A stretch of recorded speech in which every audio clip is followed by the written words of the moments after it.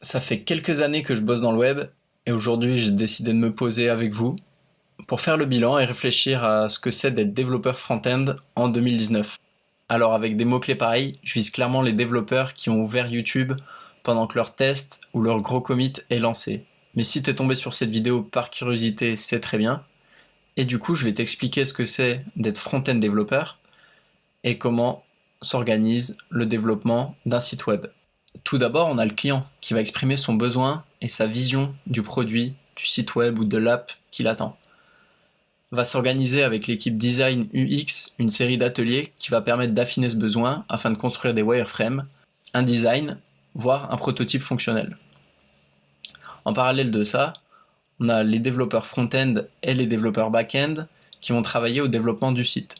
Les développeurs back-end vont structurer la donnée, mettre en place une base de données, créer des API et la partie administrable du site, pendant que les développeurs front-end vont créer les interfaces ainsi que les connexions avec les API et le contenu mis en place par les développeurs back-end. En parallèle, on a la content team qui va venir créer du contenu texte, vidéo et photo afin de remplir le site web. Et enfin, on aura une phase de test et de mise en place de ces contenus avant la mise en ligne.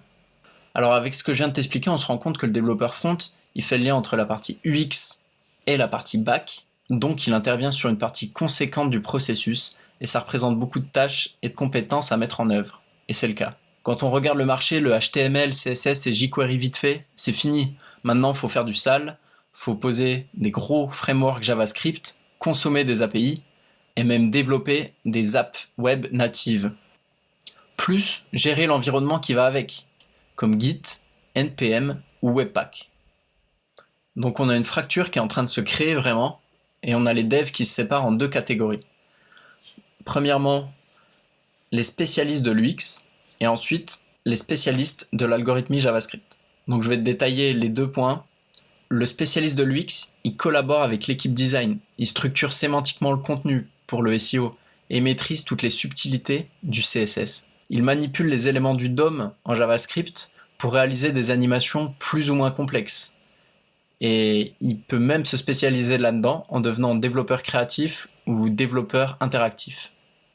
Concernant le spécialiste de l'algorithmie JavaScript, lui, il va créer des interfaces fonctionnelles permettant de présenter le contenu géré par les API avec de la logique et de l'algorithmie portée par un gros framework JavaScript comme Angular, React ou Vue.js. Cette fracture, c'est quelque chose que je constate, mais pas forcément personnellement. En travaillant en agence, je suis sur des projets différents qui me poussent à prendre en main de nouvelles technologies et à me former en continu. J'ai mon double artistique qui prend parfois le pouvoir et me pousse à participer au processus de design, à réaliser certains éléments graphiques et à partager mes idées à ce niveau-là. Mais j'adore aussi toute la partie complexe qui va être de résoudre des problèmes et de faire chauffer mon cerveau sur de l'algorithmique. Pour moi, c'est vraiment ma vision du front-end d'aujourd'hui et je kiffe pouvoir assumer ces deux aspects. Mais à l'allure où tout ça évolue, je sais que je finirai par me spécialiser et que de toute façon, notre job continuera à se séparer au fur et à mesure que les outils et les technologies évoluent. Même si les deux spécialités sont importantes pour la réussite d'un projet et mettent en œuvre des compétences pointues, j'ai l'impression qu'on accorde plus de valeur à la partie JavaScript. Il n'y a qu'à voir la différence de salaire entre un intégrateur et un développeur React. Donc face à tout ça, c'est possible que tu te sentes un peu perdu. Le cas typique, si on revient quelques années en arrière, c'est que tu étais intégrateur dans une boîte, tu avais acquis les compétences qui te permettaient de faire super bien ton job. Tu voyais peut-être passer ces nouveaux frameworks et technologies sans te rendre compte que le métier évoluait. Tout simplement parce que les missions qu'on te confiait n'avaient pas besoin de ces nouveautés.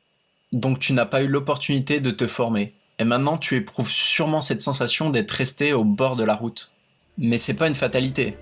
Alors je vais me mettre en mode Tony Robbins et te dire que tu peux y aller, tu peux t'y mettre à fond, demander à ton entreprise de te payer une formation ou même t'auto-former sur internet. Et tu vas commencer à apprendre ces nouvelles choses. Petit conseil, commence par Vue.js, tu verras, c'est cool. Et abonne-toi. Alors quelle que soit sa spécialité, le dev front, il doit avoir certaines qualités. Premièrement, je dirais la débrouillardise. Il doit être capable d'aller chercher ses réponses sur Stack Overflow et lire la documentation d'une API ou d'un nouveau langage.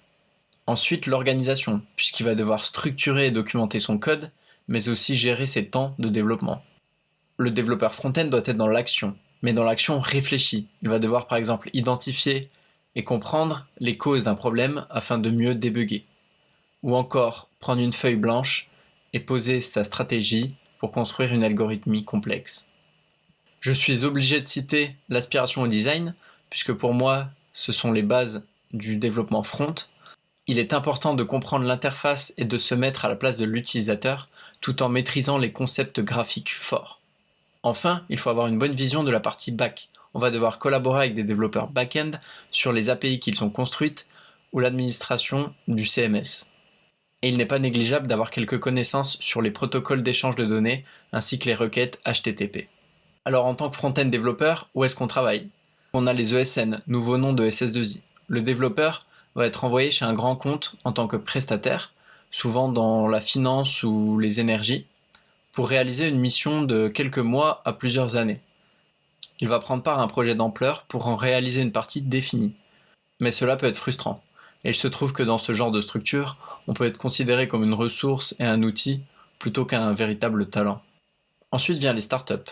Alors bien sûr, si tu peux aller chez Facebook ou Google, fonce. C'est sûrement une super opportunité. Maintenant, je vais te parler des startups un peu plus petites, celles qui se lancent et qui sont en forte croissance. Tu vas sûrement manquer de structure au début, mais par contre, tu vas énormément apprendre et devoir relever beaucoup de défis. En plus, dans les startups, il y a toujours des geeks qui traînent et donc tu seras confronté à des nouvelles technologies. Pour ceux qui travaillent en agence comme moi, il faut savoir qu'il y a un fort turnover des projets, ce qui implique parfois d'avoir des deadlines et de ne pas pouvoir se consacrer au projet comme on le souhaiterait. Mais bien sûr, on apprend énormément puisque chaque projet implique certaines technologies liées aux besoins du client. En plus, souvent les agences sont à taille humaine et du coup je trouve qu'il y a une certaine stimulation de l'équipe entre la partie front, design, back, très intéressante. Et enfin, tu peux être freelance. Mais attention, je te conseille d'avoir de l'expérience avant de te lancer, parce que tu vas devoir gérer certaines choses qui ne sont pas liées au développement web, comme par exemple le networking, la facturation ou la gestion de projet. Et toutes ces choses prennent du temps, et c'est du temps que tu auras en moins pour progresser et continuer à te former. Donc c'est plus facile si tu as déjà des compétences acquises que tu peux mettre directement en place sur tes projets. L'expérience sera aussi ton meilleur argument pour décrocher les projets sur lesquels tu as vraiment envie de travailler. Mais le véritable avantage du freelance, c'est avant tout l'indépendance et la possibilité de travailler chez toi, de voyager et donc de travailler à l'étranger par exemple. Et en tant que freelance, tu peux vraiment te spécialiser à fond dans une technologie et te vendre comme expert de celle-ci. Il y a des développeurs dans toutes les entreprises quasiment, donc bien sûr que tu pourras aller travailler chez les grands groupes, chez les PME ou dans des entreprises plus classiques. Maintenant, je vais te parler un peu de mes outils et donc te présenter ma stack technique que j'utilise au quotidien et que je vais utiliser cette année. Donc on commence avec la partie front JS. En framework, j'utilise Vue.js. J'ai fait aussi de l'Angular auparavant, mais c'est vraiment avec Vue.js que j'aime travailler. C'est le plus facile à prendre en main. Les patterns me plaisent vraiment et j'aime l'idée qu'on puisse facilement l'intégrer à un CMS comme WordPress ou Django par exemple. Mais lorsque j'utilise Vue.js uniquement, je compile mon projet avec Webpack. Ensuite, passons à la partie CMS.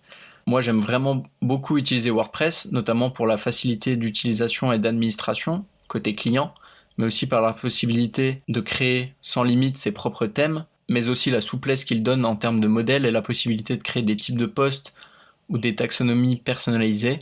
On a à disposition une API vraiment puissante, avec la possibilité encore une fois de créer des routes d'API personnalisées. Ensuite, je suis amené à travailler avec Django, qui est un CMS basé sur Python, mais qui lui nécessite un ou plusieurs développeurs back-end afin de structurer la donnée et de créer les modèles et l'API nécessaires au projet. Et pour la partie UI, qu'on pourrait appeler intégration, j'utilise du HTML, du CSS, du JavaScript. Je n'utilise plus jQuery depuis quelques temps maintenant, et également GreenSox, qui me permet de faire des animations JavaScript très avancées. Pour mon environnement de développement, j'utilise VS Code, qui est un super outil qui prend en charge vraiment tous les langages nécessaires et qui possède une intégration de Git qui est vraiment indispensable lorsqu'on commence à développer un projet. J'utilise également Yarn, qui est mon gestionnaire de dépendances. Enfin, sur la partie design, parce que comme je vous l'ai dit, il m'arrive de travailler sur des designs, j'utilise Sketch, qui est une app uniquement disponible sur Mac, mais qui permet assez facilement et de manière intuitive de réaliser des designs, de les exporter, de les partager. Alors voilà, j'espère que maintenant vous en savez un peu plus sur les outils que j'utilise au quotidien. Pour conclure, je dirais que le pire ennemi du développeur, c'est son syndrome de l'imposteur. Tu dois savoir ce que c'est et tu l'as même sûrement déjà expérimenté. Et pour ça, seule la pratique et les résultats amènent la confiance, et c'est cette confiance qui te pousse à toujours progresser. Même si je suis très à l'aise en anglais, je trouve que les développeurs français ont leur place à prendre sur YouTube. J'ai vraiment à cœur de te donner cette confiance pour progresser, et j'espère rassembler une communauté aussi passionnée que moi par le design et la technique. Merci de m'avoir regardé jusqu'ici. Abonne-toi parce que je vais continuer à te partager ce que j'apprends au quotidien. Dis-moi en commentaire ce que c'est pour toi d'être développeur front-end en 2019, quelle technologie tu utilises ou même ce que tu aimerais apprendre au cours de cette année. Ciao, bye bye.